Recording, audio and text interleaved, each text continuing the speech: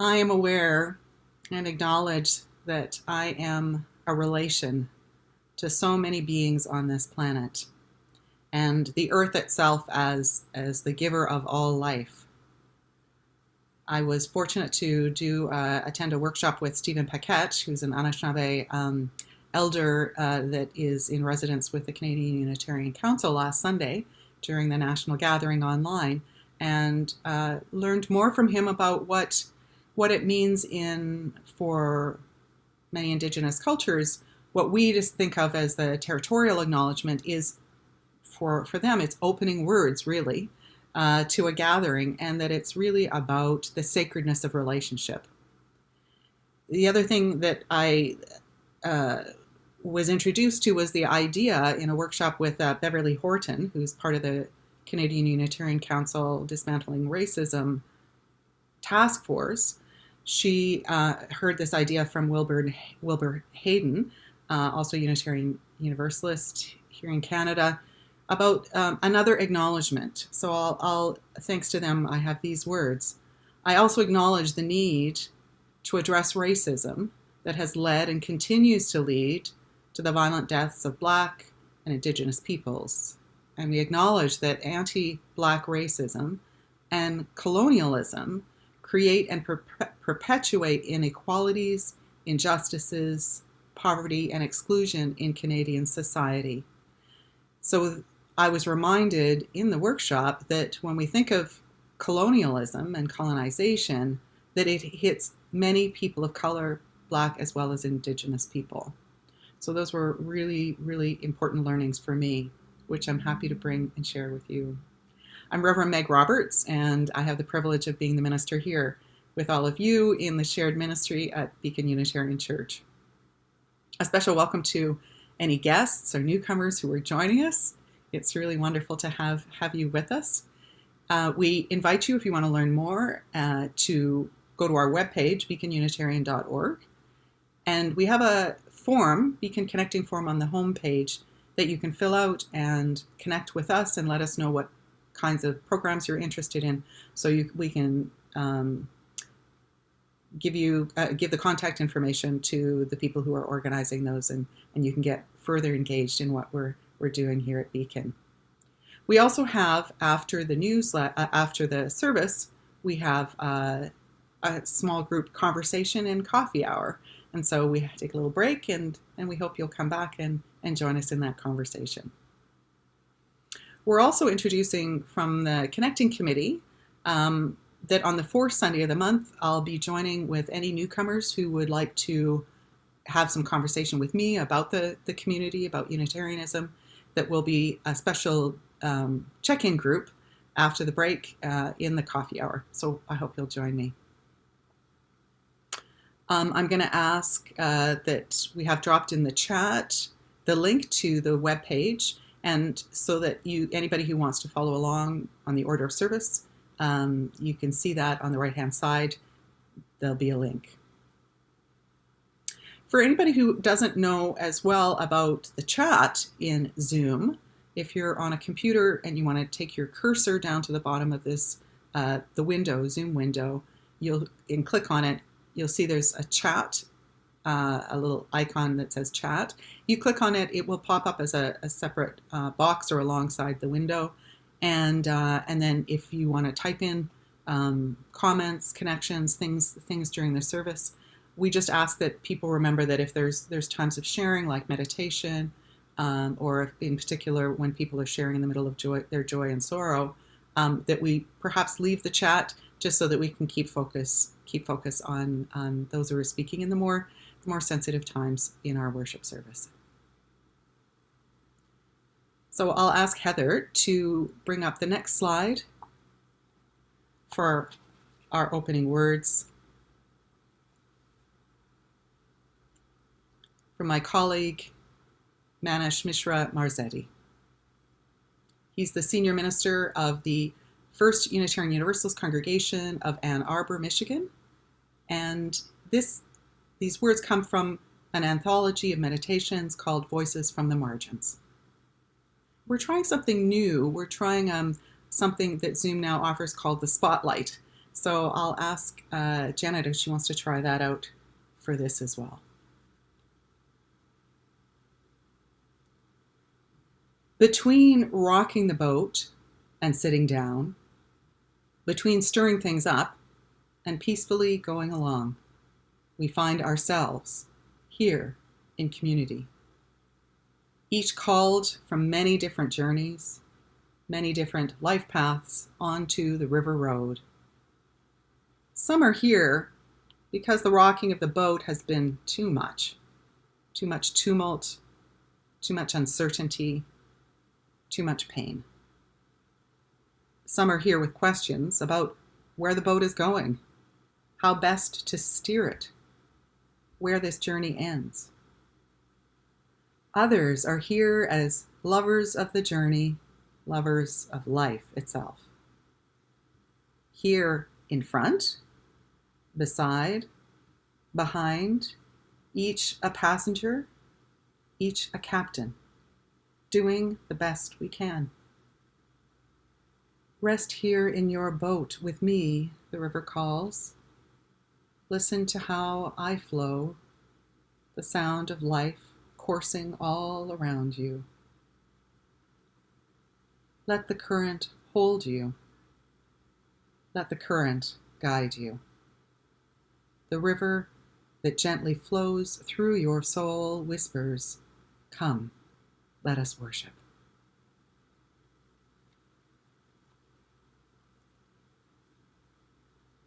In the spirit of worship, reflecting on the worth shape, the shape of things that are of worth to us, we light our chalice today. If you have a chalice there that you would like to light along with me, I invite you to do that.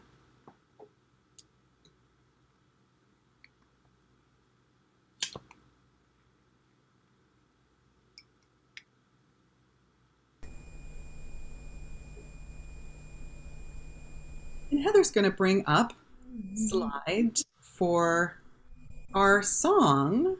The first song is number 113, Where is Our Holy Church? We're going to be singing verses 1, 2, and 4. And Sue is going to lead us.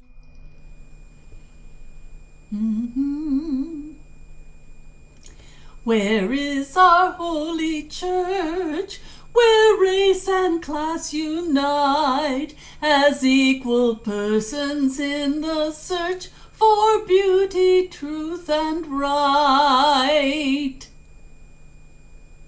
Where is our holy writ, where'er a human heart a sacred torch of truth has lit, by inspiration taught? Where is our holy land, within the human soul, wherever free minds truly seek with character the goal?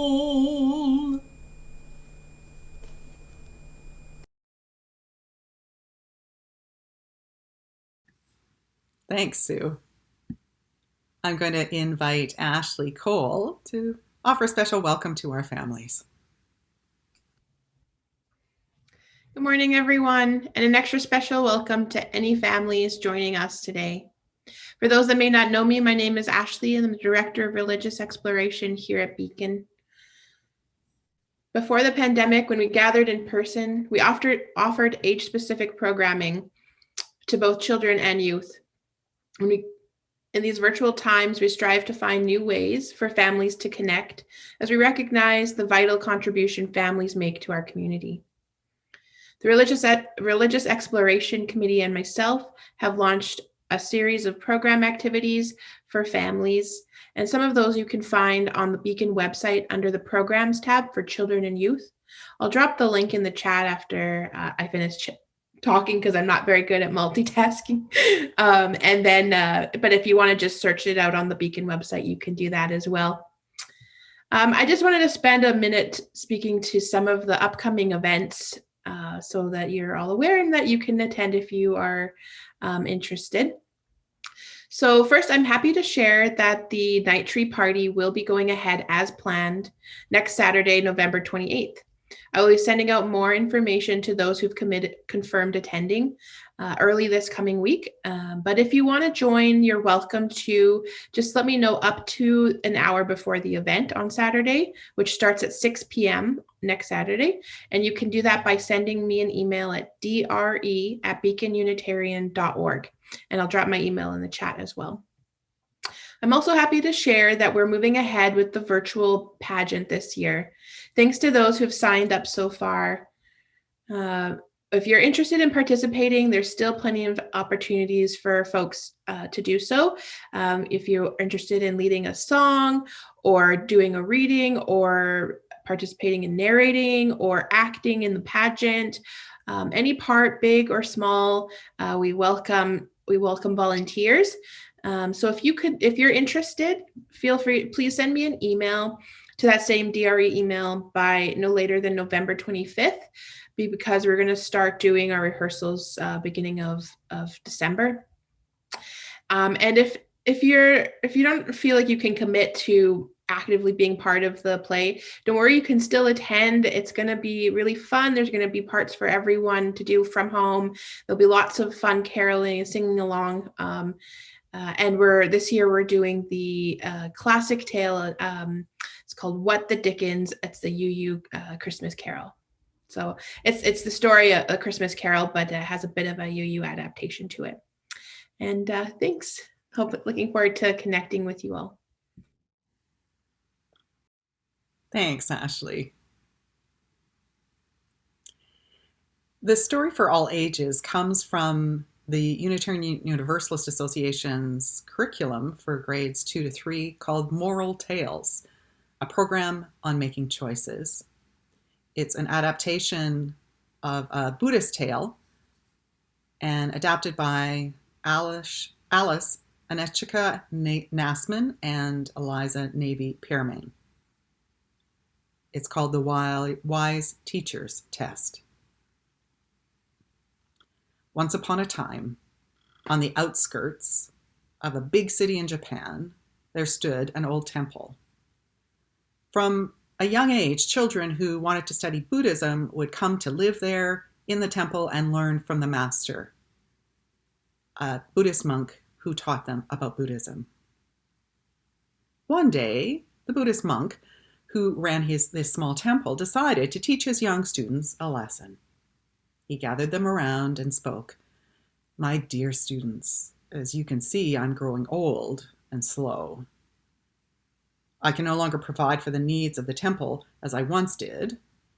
I know I have not yet taught you to work for money, and so I can think of only one thing that can keep our school from closing." The students drew close with eyes wide.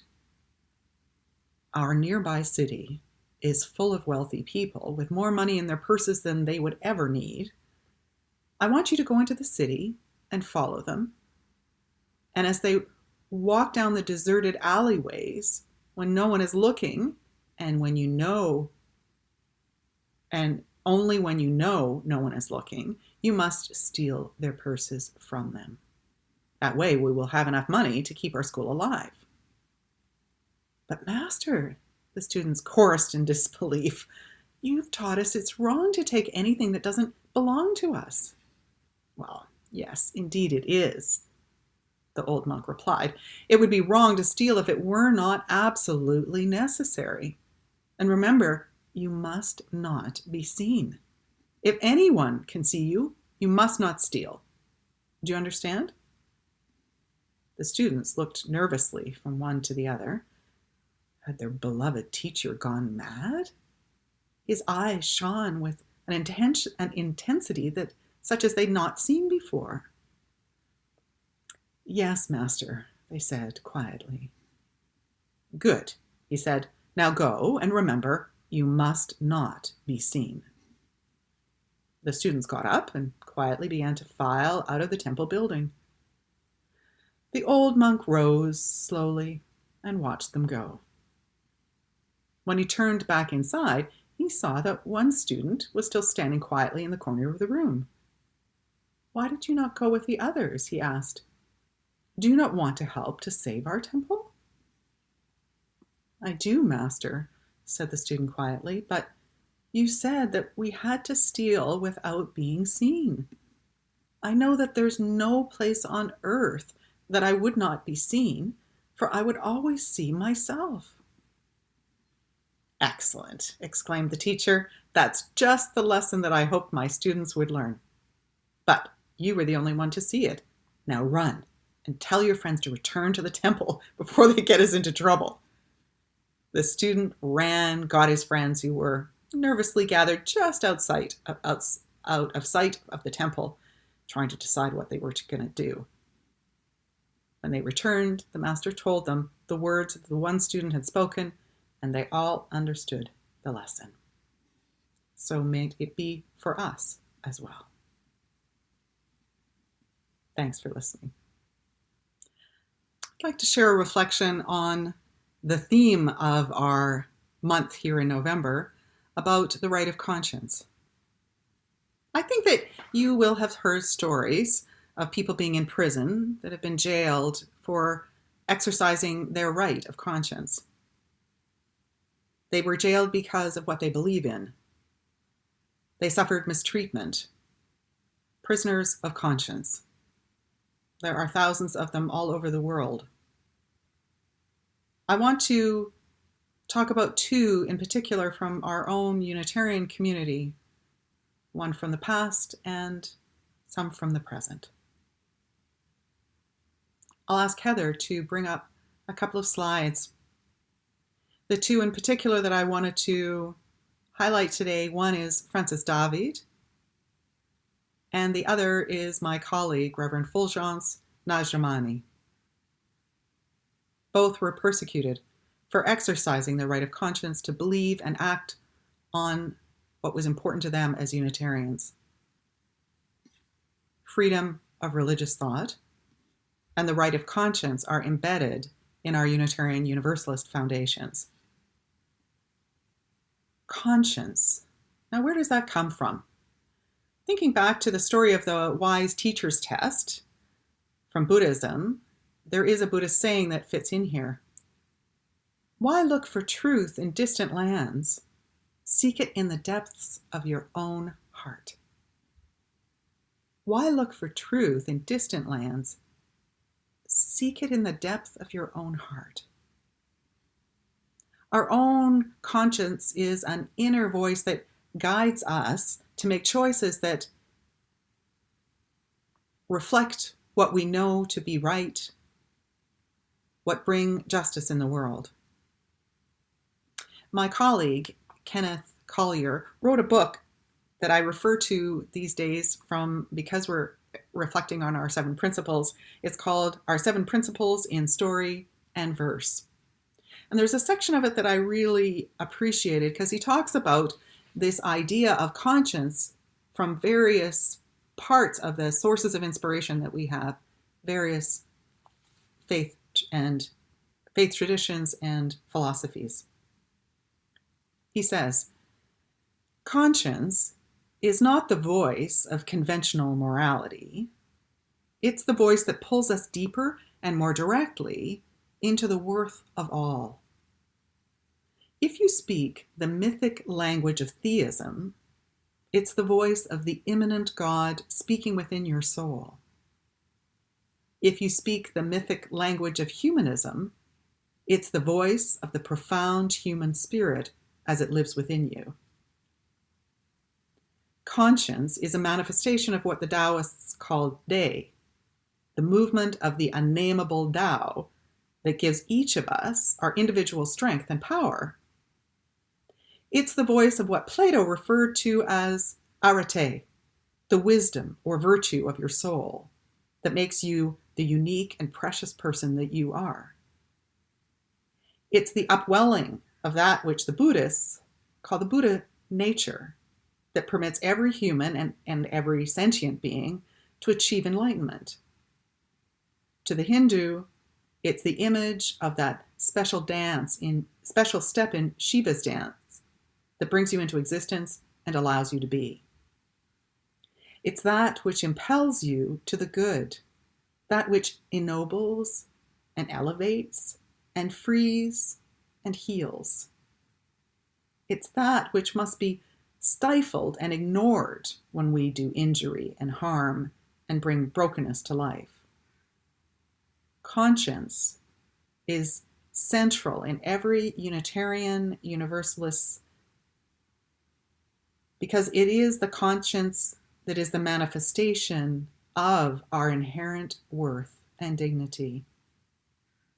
Conscience as the manifestation of our worth and dignity.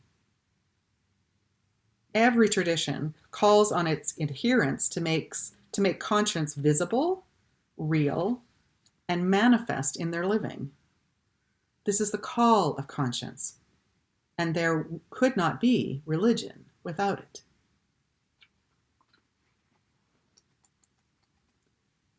So back in January, I talked about one of our Unitarian religious ancestors, Francis David. He lived during the time in the 16th century as the Protestant Reformation developed in Europe. It was the time of questioning some of the basic tenets of the church, the Christian church. He was in that area known as Transylvania, what is the Hungarian-speaking part of Romania today. And Francis David's preaching convinced the king, John Sigismund, of his views in 1567, as well as many others. Now, what I think was interesting at that time was that it was one of the earliest tolerations of the religions in that area. In this case, it happened to be the Christian religions, Catholic, Lutheran, Calvinist, and Unitarian. So that picture that was up was of the slide of a painting that was done of Francis David preaching Unitarianism at the Diet of Torda in 1568. Now, unfortunately, the king who had brought this Edict of Toleration died a couple of years after, and the next ruler saw how the innovations in belief around in Europe during the Protestant Reformation were pulling people apart and causing unrest.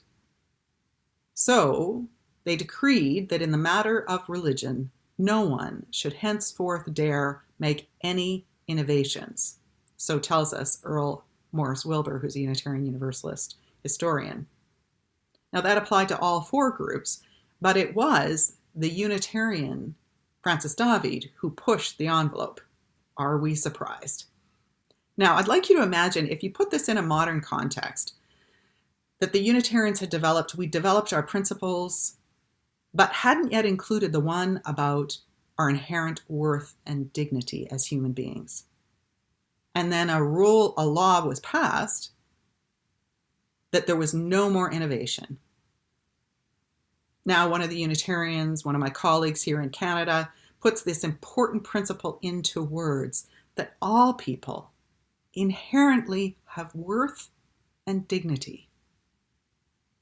Now, it had been hinted at in conversations amongst ministers before that, but it hadn't actually been stated or voted on to be one of the principles that we acknowledge in the Canadian Unitarian Council. And then that law gets passed, no more innovation. That idea of inherent worth and dignity is what inspires us when we look to things like human rights, for equity for people of all genders, sexual orientations, ethnicities and races, differing abilities and ages. So would you be willing to be jailed for that belief? Would you be willing to stand up in the streets and espouse the belief that all of us have worth and dignity and therefore should have the same human rights? So although the idea was different for Francis David, he was willing to stand up, and he was put on trial for the breaking the law of innovation in religion. He was found guilty. He was put into a prison in the castle dungeon and wasted by a long illness. He survived for 5 months. without adequate food or medicine and died probably around November the 15th in 1579, which is 441 years ago. Such has been the legacy for us as Unitarians of our freedom of religious thought and the importance of standing up for what we believe to adhere to the right of conscience. Now, those Unitarian churches in Transylvania have survived for all those hundreds of years because they held to the right of conscience. And there have been times where, during communist reign, where they had to hide, but where they still persevered as communities, especially during the time of Nicolae Ceausescu, which ended in 1989. Francis David said, "The most important spiritual function is conscience, the source of all spiritual joy and happiness. Conscience will not be quieted by anything less than truth and justice." So where do we see the right of conscience being exercised here in our world? Whether it's south of the border or north of the border, whether it's with Indigenous people who don't recognize that border, for whom it's Turtle Island, where they had their nations and the civilizations and their own justice long before Europeans arrived. The other person that I wanted to mention was my colleague, Reverend Fulgence Nijermani. I believe that Fulgence has spoken here at Beacon. Is that right? How many people have heard Fulgence speak? Well, if we haven't brought him recently, we should bring him. He lives in Saskatoon with his family. But Fulgence is an ordained Unitarian minister from Burundi, the central part of Africa. As he described it, he discovered the liberating Unitarian faith when he was going through a time of doubt and restlessness as a young Dominican brother on his way to priesthood. He went on to found the Unitarian Church in Burundi's capital, Bujumbura, in 2002. It was an alternative to the country's dominant Roman Catholicism, and he became its ordained minister, and they dedicated their church in 2011. They have about 75 members, which is similar in some ways to the size of here at Beacon. The church's outreach includes efforts around domestic violence prevention, partnering with local schools, establishing scholarship programs, and supporting microfinance initiatives, as well as developing a coalition of Unitarian Universalist churches in Francophone African countries. But my colleague had to flee for his life in 2015 for encouraging human rights. The Unitarian Universalist World magazine covered what took place. He was taken by police on Wednesday, November the 18th, 5 years ago, in what International Council of Unitarian Universalists has called a persecution for reasons of faith. Now, Burundi has a history of ethnic conflict, civil war, and genocide. The Unitarian Church in Burundi sits in Musaga, which is a neighborhood of the capital that was at the center of the violence and unrest. It got targeted by the government, attacked, and vandalized. Later, Fulgence was kidnapped from the church. He was removed at gunpoint and taken outside the city for questioning before being released. Later, the police arrested Fulgence. He was tortured, threatened to be killed, and jailed. He managed to escape Burundi due to the tremendous pressure from Unitarian Universalists around the world, who signed petitions, wrote letters to the government to release him, and later helped him leave the country and come here to Canada. Since 2017, he's been a Unitarian community minister affiliated with the Saskatoon Unitarians, and he presently works as the executive of the African Francophone community in Saskatchewan, helping the organization carry out its mandate as they welcome and facilitate and integrate newcomers, as well as promoting African culture in the province of Saskatchewan. He also founded Flaming Chalice International in 2018 to raise awareness and funds to support the resilience of refugees, especially in Rwanda. This group supports education, livelihood, and provides loans to refugees with innovative ideas. Fulgence has taken that right of conscience, been willing to be jailed for it, and then in his escape and when he came to Canada, he continues the good work that his congregation also does, standing up for the rights of others. So imagine, if you would, Beacon. What would happen if suddenly the government changed or there was a coup d'etat,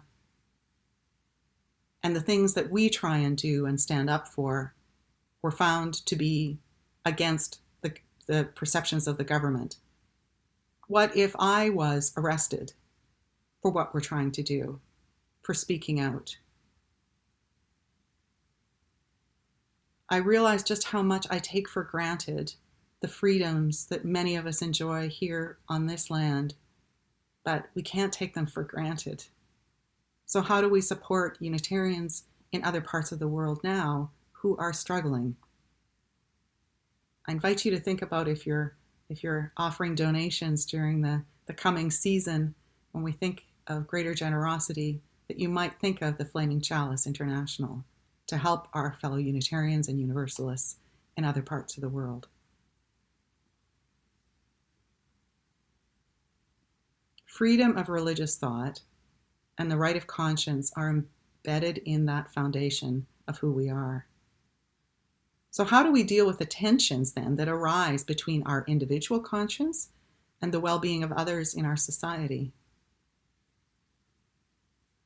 Martin Luther King says, "There comes a time when one must take a position that is neither safe, nor politic, nor popular, but they must take it because conscience tells them it's right."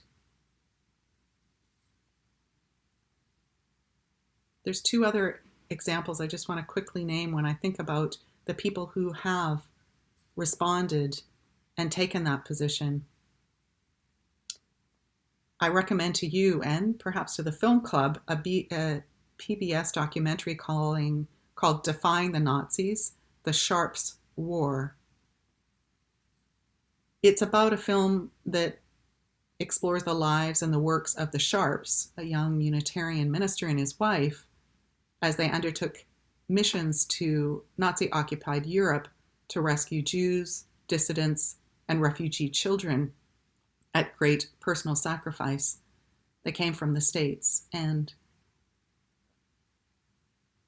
put their children in the hands of their family members so that they could go across and help others' children. It's compelling. And here in Canada, my colleague, Reverend Diane Rollert, who's the minister at the Unitarian Church of Montreal, has been working since 2013 with other multi-faith leaders against the Quebec government's ban on public servants wearing religious symbols. She sees how that ban goes against our Unitarian principles of freedom of religious thought and of human rights. The ban is against the Charter of Rights and Freedoms. Now, I don't know if you heard, but earlier this month, that Quebec law that bans public teachers and others from wearing religious symbols at school is likely to cause lasting damage to the education of minority groups and imperil the health and safety of Muslim women in the province, according to expert testimony that was heard in the Quebec Superior Court.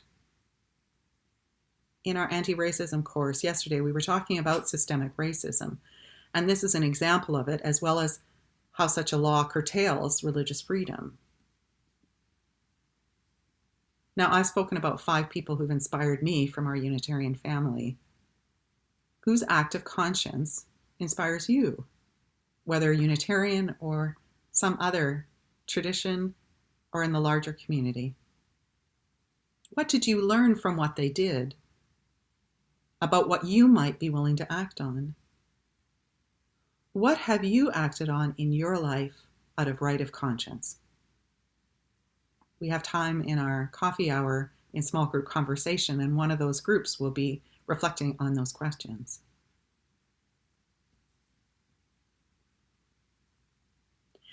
In thinking of the conscience as an image, I mentioned in the children's story, the UUA's curriculum called Moral Tales. They have an image that really appealed to me, that the conscience is like a moral compass with various directions being values that give us direction in our actions. So what values are in your moral compass? What values guide you in your decision making that prompt your conscience? In this time of COVID, as the restrictions increase again, it can be tempting to bend them, to step outside them, because we're all sick of it all. I can feel that too. And then I remember that the right of conscience is about everybody's inherent worth and dignity, that we are interconnected and that my actions impact others. So for the well-being of others, I will choose to follow them. I will choose to follow these restrictions because they're created for the well-being of us all. So when I think of on the moral compass, what would be the values that I put there? I thought about our interdependence and the belief in other people's worth and dignity, as well as my own. About having empathy, imagining myself in other people's shoes.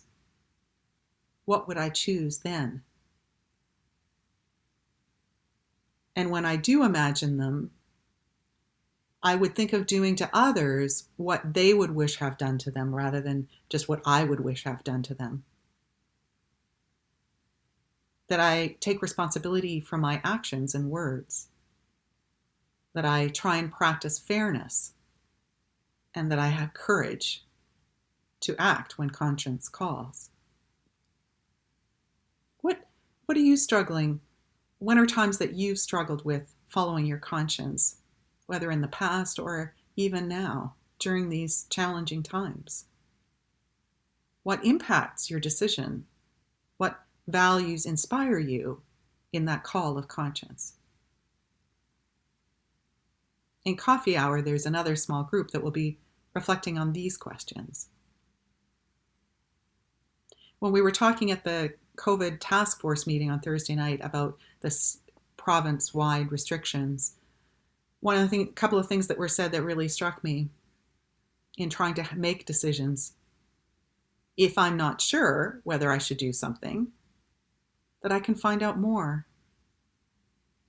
And if I'm not sure and can't find out, then not to do it. These restrictions won't last forever.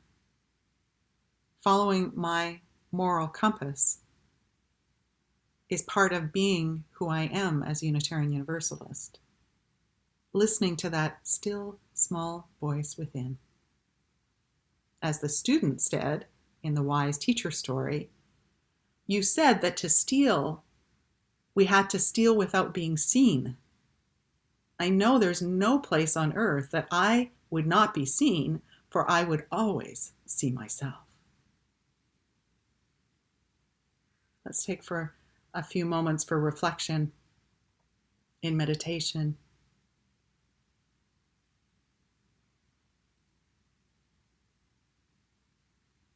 This image of the leaf, of the leaves that we see falling from the trees,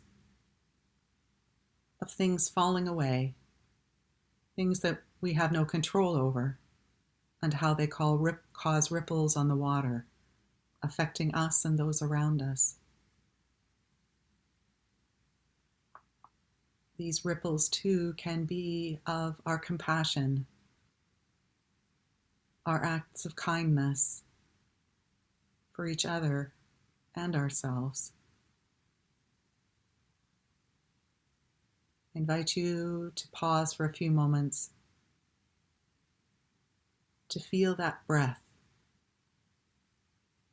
in and out like waves, and feel the still waters within, under the ripples, under the waves, that still calm center.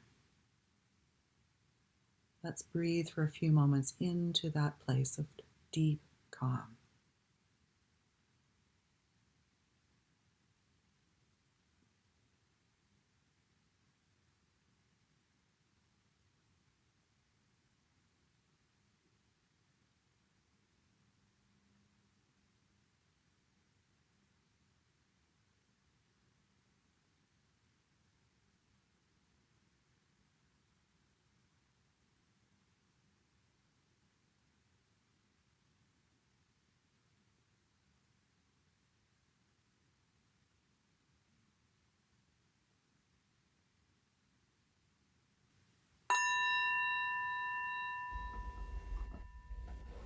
I'll ask Heather to bring up a slide just so that we can see that what's coming next is our music, Making Waves, a song written by James Morris, who is a maritimer and a member of the Unitarian Universalist Church of Halifax. He wrote this for the Canadian Unitarian Council annual general meeting in 2020.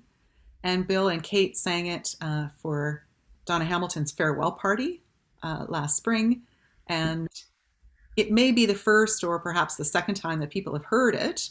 And so we invite people to listen to it again. And as we learn it, maybe sometime down the line, we'll be able to sing it together.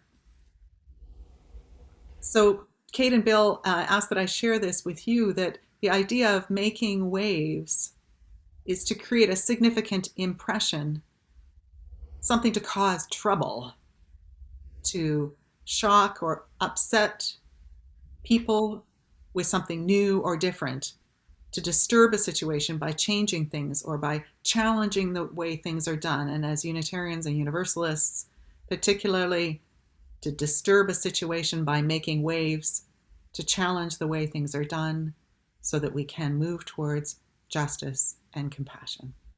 I'll turn it over to Bill and Kate.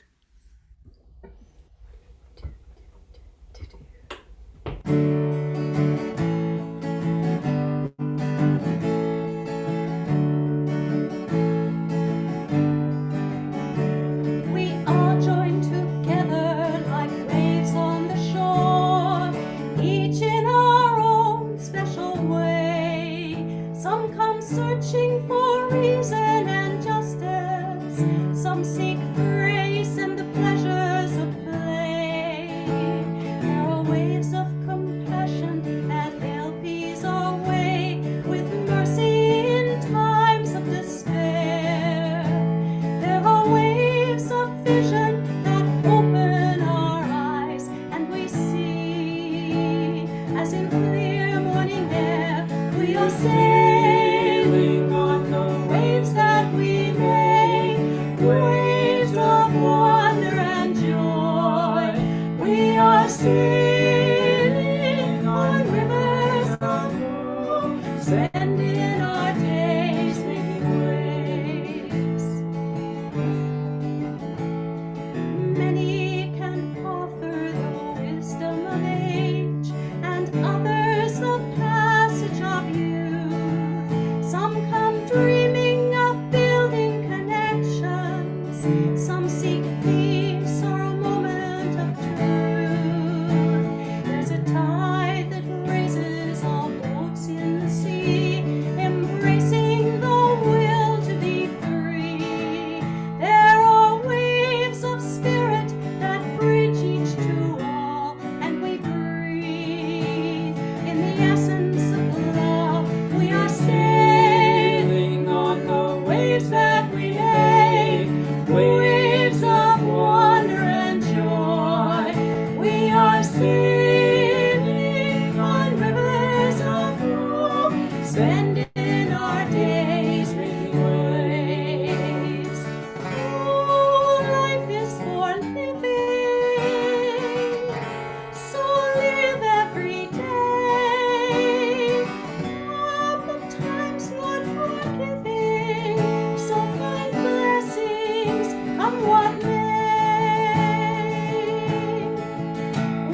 are sailing on the waves that we make, waves of wonder and joy.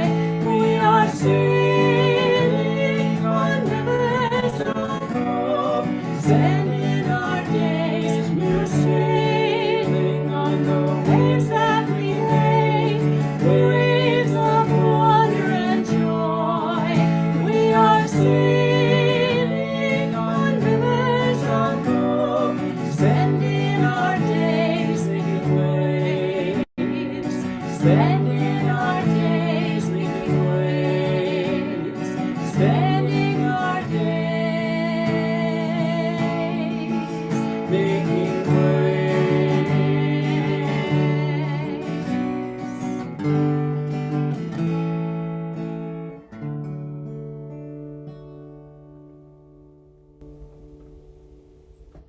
How beautiful. Thank you.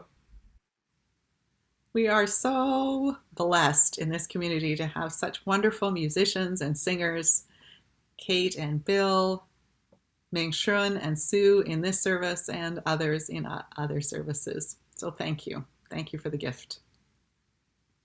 I'm going to invite Heather to put up our next slides to remind us in the generosity of this community, we share what we have to be able to support our programming, our staff, and our outreach into the larger community. If you would like to donate, we gratefully accept donations via Interact sent to treasurer@beaconunitarian.org, and let us know whether you want the funds applied to Beacon and the programming directly, or if it's sharing the plate, then half goes to Beacon and half goes to our sharing the plate recipient for this program year, New West Hospice Society. Thanks to all for your generosity, both financially and of time and talent, as well as of spirit. I'm going to ask Heather to roll forward to the next slide, and Sue will lead us in the sung response. For all that is our life, we sing our thanks and praise. For all life is a gift, which we are called to use to build the common good and make our own days glad. Thanks, Sue, and Sue can help us with this next one as well. May your life be as a song. Now, normally, if we're in person, we would lead it together as a round. And what we're going to do is we're going to sing it twice through. If you know how to do a round on your own and want to sing it as a round, then please do that. Sue, lead us on. We'll sing it twice through again. May your life be as a song, resounding with the dawn, to sing away the night and softly serenade the stars, ever dancing circles in the night. May your life be as a song, resounding with the dawn, to sing away the light and softly serenade the stars, ever dancing circles in the night. Thanks, Sue. We'll roll forward as a way of remembering in our generosity to be thankful to all who have brought their energy to this service, as well as those behind the scenes, which is on the next slide, and to all of you for joining us today to bring your energy and your heart to be together in community in this virtual way. After our service, a reminder that we'll have our coffee hour, so we'll start about 10 minutes after, and we'll now have these closing words.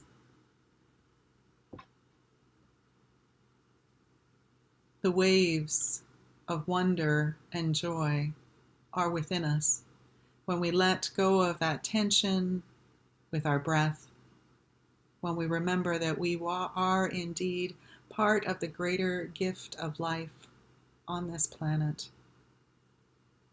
May we bring our joy to those around us. May we walk together in the pain that anyone is experiencing and remember that still calm beneath the waters, to breathe in to that place of peace. If you'd like to join me in extinguishing our chalice,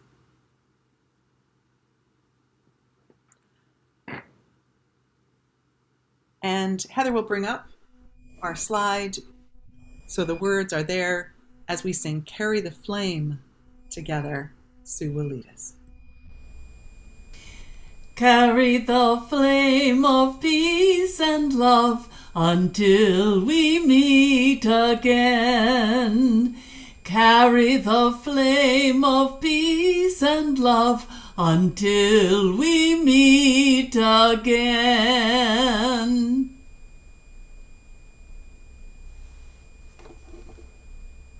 Thanks, Sue. Be well, everyone.